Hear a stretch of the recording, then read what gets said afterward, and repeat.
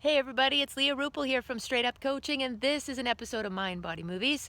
I'm outside now around Houston Trail. It's later in the day, it's very close to dinner hour, although I had sort of a late lunch and I finished a long day of clients and work, and I missed my yoga this morning because it was raining, so obviously people did not want to lay there in the grass and get soaking wet, so we bypassed it for the first time. And so this isn't normally a time where I would work out, so I found myself being pretty lethargic, and in my head I'm like, I don't really want to work out, I'm kind of tired. And I don't work out on a daily basis. Sometimes I don't work out at all, or maybe I just do yoga or meditate. And so there are rest days that you need, but they also need to be planned. So if you've ever had a personal trainer, you'll know that just working out or walking every day or going to the gym every day isn't necessarily the best thing for your body. I mean, you got to have some modifications, some moderation. You need to have cross training. Somebody posted on Facebook today that they had possibly shin splints because they've been running every day. Well, I don't recommend running every day, and I definitely don't recommend riding every day. And a lady today asked me, I walk every day, is that good? And I said, well, what do you mean?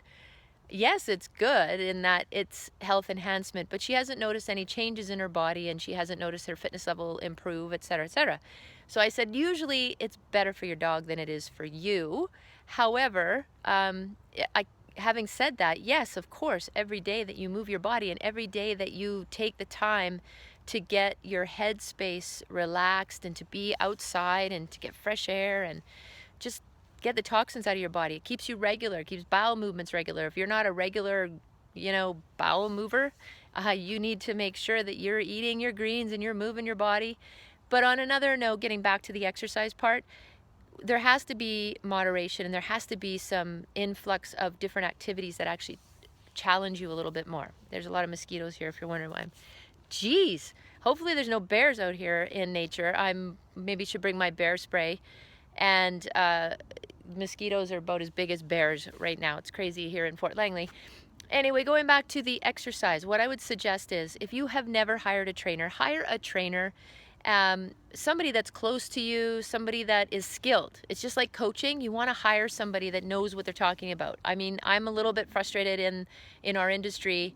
People can go do a day course or a weekend or something in coaching and say, yeah, I'm done.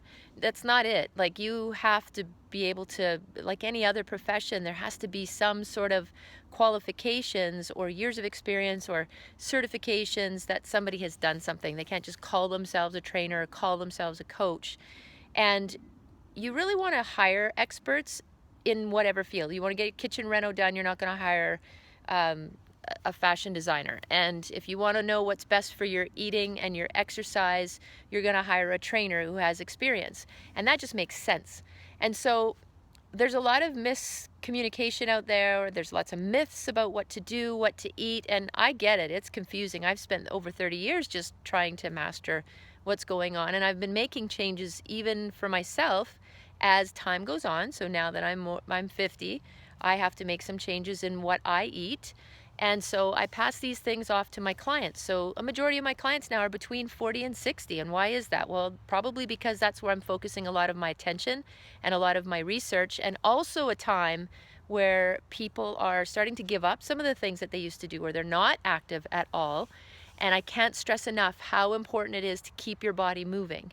And you can still do physical activity. You can still do things that are challenging, and you can get out there and you can compete in things if that's what you really want to do.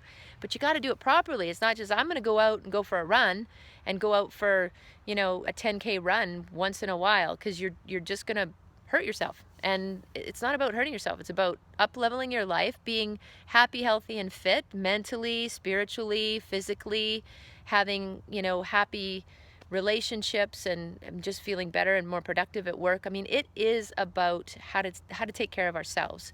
And so for me, as much as I wanted to just, oh, I'm tired, I'm just going to like chill or go to bed early or something, I thought, I know I've got leverage on myself. I know how important it is for me to go out and do something. And I'm not going to go for a jog because I'm tired.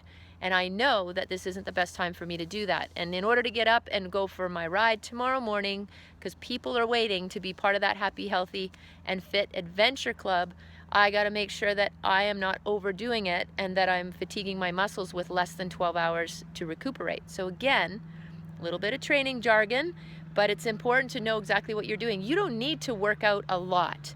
You can actually work out less but more effectively for your body if you're fueling it right.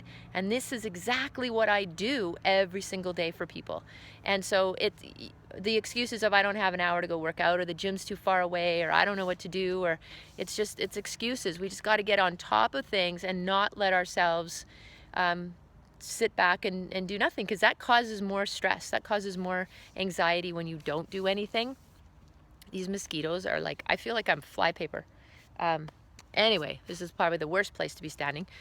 And I wanted to touch base anyways, because even myself, the other day you saw me eating ice cream. Yeah, once in a blue moon I do that. And yes, I'm tired too, but here I am, I'm out in nature, I'm in the green space, and I already feel better because I drove here, I'm on the path, and I got to keep moving because the mosquitoes are going to kill me if I don't. So I wanted to touch base with any of you out there that are sitting around maybe thinking twice about doing something today. Even if you get out and just go for a walk, it's something. So that's a good place to start. If you're finally at a place in your life where you're sick and tired of being in the same place and falling back to the same old patterns or not getting the results that you want, email me.